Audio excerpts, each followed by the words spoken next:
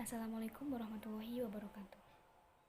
Alhamdulillahirabbil alamin. Assalatu wassalamu ala asrofil anbiya'i wal mursalin sayyidina wa maulana Muhammadin wa ala alihi wa sahbihi ajmain, amma ba'd. Kepada Ustadz Muhammad Farhan SPDI SHMAG yang kami hormati, kepada teman-temanku semua yang kami sayangi. Kami dari kelompok 13 akan mempresentasikan tentang perkembangan negara Islam pada masa modern. Negara Islam pada masa modern sebenarnya ada beberapa, namun di sini kami memilih negara Mesir. Perkembangan Islam di Mesir ini terjadi pada dua abad, yaitu abad 19 dan abad 20. Dan pada abad 19 sendiri, ini terdapat dua paruh. Paruh pertama abad 19. Sejarah Mesir pada paruh pertama abad 19 ini didirikan oleh seorang yang bernama Muhammad Ali. Ia lahir di Kawala Yunani pada tahun 1769 dan meninggal di Mesir pada tahun 1849. Meskipun ia buta huruf, ternyata ia itu seorang yang cerdas. Hal ini dapat dibuktikan ketika ia masuk ke dinas militer. Ia itu menunjukkan bahwa ia itu memiliki kecakapan dan kemampuan yang luar biasa, sehingga ia itu mampu memperoleh pangkat perwira dengan cepat. Dan beliau inilah yang kita kenal dengan Muhammad Ali Pasha. Selanjutnya, sejarah berkuasanya Muhammad Ali di Mesir. Ini dapat dibagi menjadi 3 periode. Periode pertama ini terjadi pada tahun 1805 sampai dengan 1816. Dan pada periode ini Muhammad Ali itu mengadakan perubahan dalam sistem perpajakan dengan menetapkan bahwa pajak tersebut itu harus dibayarkan langsung kepada negara. Ini antara tahun 1808 sampai dengan 1815. Dengan pembayarannya tersebut dilakukan secara bertingkat namun secara terus-menerus. Muhammad Ali itu juga menghapuskan hak-hak istimewa yang dimiliki oleh tuan-tuan tanah, yang berakhir bahwa hak-hak atas tanah tersebut kembali menjadi milik negara. Selanjutnya periode kedua. Periode kedua ini terjadi pada tahun 1816 sampai dengan 1840. Dan pada periode ini Muhammad Ali itu berusaha untuk membebaskan Mesir dari kekuasaan Turki Utsmani. Bahkan Muhammad Ali itu juga bercita-cita untuk mendirikan sebuah negara Mesir yang besar, kuat, dan juga maju. Dan untuk mencapai semua itu, Muhammad Ali itu memaksakan berlakunya sistem ekonomi dengan memonopoli negara terhadap perdagangan dan produksi yang penting. Dan di mana harga-harga tersebut itu kemudian dikendalikan oleh pemerintah. Selanjutnya periode ketiga. Ini terjadi pada tahun 1840 sampai dengan tahun 1848. Di mana pada periode ini Muhammad Ali itu menghiasi Kairo dengan bangunan-bangunan yang indah bergaya dengan Turki Utsmani. Bismillahirrahmanirrahim. Assalamualaikum warahmatullahi wabarakatuh. Selanjutnya ialah paruh kedua abad ke-19 perkembangan intelektual di Mesir. Nah, di Turki, kontak dengan kebudayaan barat menyebabkan timbulnya gejolak-gejolak dalam bidang budaya dan sastra. Nah, di Mesir, meskipun lebih awal dimasuki oleh orang-orang barat, namun nilai dan cita-cita kebudayaannya mampu dipertahankan. Meskipun Muhammad Ali Pasha membuka lebar-lebar pintu Mesir untuk kebudayaan barat, namun masyarakat Mesir tetap berada pada kepribadian mereka sendiri. Selain itu, minat Ali kepada kebudayaan barat telah menggalakkan usaha-usaha penerjemah buku-buku barat, terutama buku ilmu pengetahuan.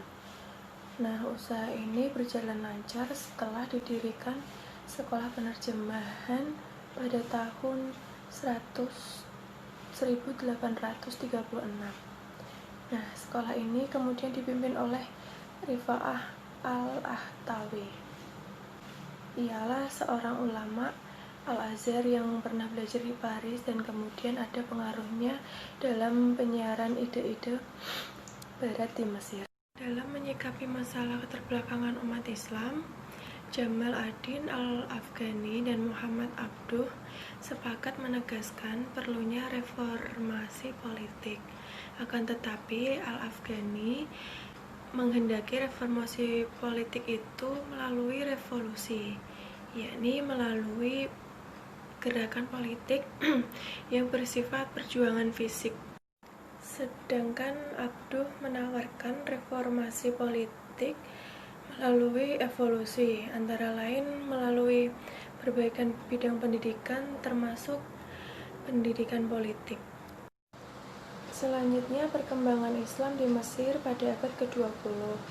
Nah, paruh pertama abad ke-20, perkembangan Islam di Mesir pada paruh ke-20 banyak dipengaruhi oleh murid-murid dan pengikut Muhammad Abduh. Nah, pada paruh pertama abad ke-20, pemikiran dari beberapa murid dan pengikut Muhammad Abduh, yaitu yang pertama Muhammad Farid Fajdi. Menurut dia, dasar-dasar dan teori ilmiah yang telah membawa kepada kemajuan manusia tidak satu pun yang bertentangan dengan Al-Quran dan hadis Nabi. Islam yang sejati menurut dia sesuai dengan peradaban. Lalu yang kedua ialah Qasim Amin. Nah, beliau adalah seorang ahli hukum di Mesir yang berpendapat bahwa umat Islam di Mesir mundur karena kaum wanita. Nah, dan yang terakhir ialah Sa'ad Zaghloul, adalah murid Muhammad Abduh yang berkiprah dalam bidang politik. Nah, tujuan politiknya ialah membatasi kekuasaan autokrasi Sultan di Mesir dan melepaskan Mesir dari kekuasaan Inggris. Selanjutnya yaitu pada paruh kedua abad ke-20, yaitu mengenai fenomena Nasirisme, fundamentalisme Islam dan kiri Islam. Yang pertama yaitu Nasirisme. Nasirisme sendiri itu ialah suatu paham ideologi politik nasionalis yang mengacu kepada pemikiran Gamal Abdul Nasir. Ia juga menjabat sebagai presiden kedua di Mesir. Terus menurut risalah yang ditulis oleh Nasir sendiri pada buku The Philosophy of Revolution, itu Nasirisme itu berpihak pada pembebasan Arab dan seluruh negara Afrasia yang dijajah atau didominasi oleh kekuatan-kekuatan Barat. Nah, Nasir ini itu mendirikan sebuah paham atau sebuah ideologi, yaitu ia mau membebaskan dari pembebasan Arab dan seluruh negara Afrasia itu dari penjajah atau dari jajahan kekuatan-kekuatan Barat. Terus menurut Hasan Hanafi, Nasir sendiri itu menawarkan 4 konsep sosialisme, yaitu mengenai keadilan sosial, hak kekayaan, persamaan kesempatan, dan peniadaan pembedaan kelas. Nah, inti dari keempat konsep sosialisme tadi itu yaitu mengenai keadilan sosial, yang dimana keadilan sosial ini bertujuan untuk penegakan keadilan sosial yang ditetapkan pada keempat prinsip revolusi tadi. Nah, menurut Nasir, keadilan sosial ini juga berarti persamaan kesempatan dalam hal ekonomi dan politik. Nasir juga menekankan persamaan kesempatan itu tidak hanya dalam pembagian kekayaan dan pekerjaan, tetapi juga dalam hal pendidikan. Nah, jadi Nasir itu mempunyai pemikiran, yaitu mengenai tidak ada perbedaan antara kelas, antara orang yang tidak punya dan orang yang punya, orang yang berjabatan dan orang yang tidak mempunyai jabatan. Nah, yang terpenting itu mengenai pendidikan. Nah, pendidikan itu harus diberikan kepada semua warga, yaitu ya tadi tidak membedakan kelas antara orang yang punya dan orang tidak punya. selanjutnya yaitu mengenai fundamentalisme Islam. Fundamentalisme Islam itu sendiri ialah suatu kayak pemikiran atau ideologi juga yang ia menginginkan kembali ke belakang, atau ia menginginkan nilai-nilai fundamentalisme agama itu kembali kepada masa Rasulullah SAW. Gerakan fundamentalisme Islam itu telah mewarnai kondisi sosial politik di Mesir itu sejak kemunculan dalam wujud organisasi seperti Ikhwan al-Muslim.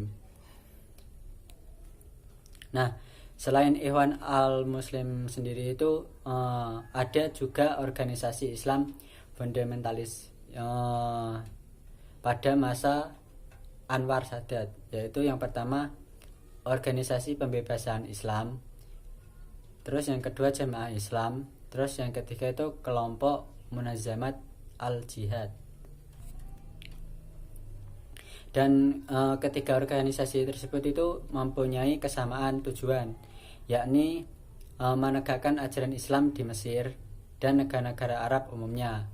Namun dari ketiga organisasi ini itu mempunyai perbedaan strategi. Yang terkhusus itu dalam analisis terhadap masyarakat.